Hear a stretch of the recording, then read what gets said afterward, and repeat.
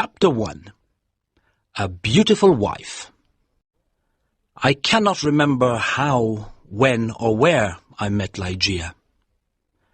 It was a long time ago, and my memory is not good. But I think I met her first in a large old city near the Rhine in Germany. She told me that she came from an ancient family. But I never knew the family name of the woman who was my friend, my partner in my studies, and finally my wife. Why did I never discover her family name? Perhaps because she did not want me to find out. But I cannot remember. I remember one thing very well. Ligeia was tall and slim. Later, at the end, she became very thin. How can I describe her quiet, aristocratic movements or the strange softness of her footsteps? If she came into my office, I only knew she was there when I heard her voice, or when she put her white hand on my shoulder. She had a beautiful face, but it was not a classical kind of beauty. There was something strange about it. I have often tried to understand it. Was it her pure white skin or her thick black hair? I looked at her long, delicate nose many times. It was perfect. I looked at her sweet mouth. How soft and red it was. And when she smiled, her teeth were white. Then I looked into her eyes. They were much bigger than normal eyes. Sometimes, when she was excited, they looked like a deer's eyes. They were black with long black eyelashes and black eyebrows.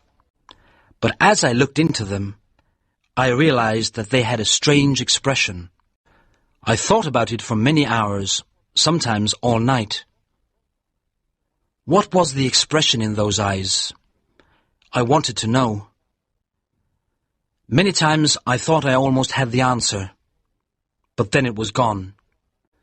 Ligeia was very determined. She was always calm and quiet, but her determination showed in her eyes. It shone like a terrible energy, and sometimes it frightened me. Ligeia was very clever. She was excellent at Latin and Greek, and she knew many other languages perfectly. She never made a mistake. She was also a student of science and mathematics. When we were first married, I often asked her for help with my studies, and we worked together. But after she died, I was alone. Without her, I was like a child in the dark. When she first became ill, she did not come to help me as often as before. She lost weight, and her skin became pale and transparent. When I saw that she was dying, I felt desperate. Ligeia resisted death with all her energy. She was determined to live. I watched in agony as she fought for life. I knew she loved me, but I only understood how much she loved me now that she was dying. She held my hands and said that she was devoted to me. I cannot talk about it now, but let me say that her love for me was part of her determination to live. On the night she died, she suddenly got out of bed and cried, "Oh God, must I die? Must I lose my fight with death? No, I can't die like this." But my dear Ligeia died. I was so sad I could not stay in the old city by the Rhine. For a few months I travelled around, then I bought an old abbey in an isolated part of England. This dark, sad place expressed my feelings of loneliness. But I decorated it with beautifully colored curtains, carpets, and ornaments. I said to myself, perhaps the bright colors will make me feel happier. Unfortunately, they did not. I began to drink too much. But I do not want to speak about that time of my life. I will only say that one day I married Lady Rowena Trevanion of Tremaine. My new wife had blonde hair and blue eyes. She was very different from my first wife. But how could I ever forget Ligeia? Chapter 2. A Fight with Death. I took Lady Rowena back to a room high up in the tower of the Abbey, where we lived for the first month of our marriage. The room was very large, with an enormous window made of glass from Venice. The ceiling was high, like a church, and in the centre there was a big gold chandelier. There were sofas from the east and an Indian bed. On the walls were long tapestries, like carpets, with designs made of gold. The tapestries moved every time the wind blew. My wife was afraid of me because I was often sad and depressed. She did not love me much and stayed away from me, but I preferred this. I always thought about Ligeia, my beautiful Ligeia, dead in the tomb. Sometimes in my dreams I called to her in the night. I imagined that perhaps my love for her could bring her back to me. At the beginning of the second month, Lady Rowena became ill. She did not sleep very well, and told me she could hear sounds and movements in the tower. "You have a fever," I said. "You're imagining things." She got better, but then she went back to bed with a second illness, worse than the first. The doctors could not understand it. Again, Rowena began to hear little sounds and movements in the bedroom, and they frightened her. One night, at the end of September, she woke up suddenly. I was sitting on a sofa by her bed. She whispered to me that she could hear sounds and see movements, and there was a frightened expression on her thin face. But I saw and heard nothing. "It's the wind," I explained. "You can see the tapestries moving in the wind." But her face was white with fear, and she nearly fainted. I remember that there was some wine on the table on the other side of the room. As I walked under the light of the chandelier, a strange thing happened.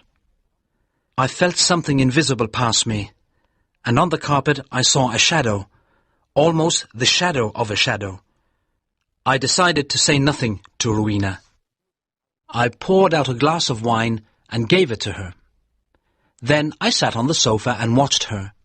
After some moments, I heard very quiet footsteps on the carpet coming towards the bed. A second later, as Rowena was about to drink the wine, I saw, or perhaps I dreamed that I saw, 3 or 4 large drops of a bright red liquid fall into the glass. Rowena did not see it. She drank the wine, and I said nothing because I thought it was only my imagination. After this, Rowena's health got much worse, and on the third night she died. Her servants prepared her for the tomb, then covered her with a sheet. The next night I sat alone with her body in the bedroom. Strange forms and shadows moved around me. I looked nervously into the dark corners at the moving tapestries, and I felt frightened. Then I looked at the carpet under the chandelier. There was no shadow there, and I felt better. When I looked at Rowena on the bed, sad memories of Ligeia, the only woman I ever loved, came back to me.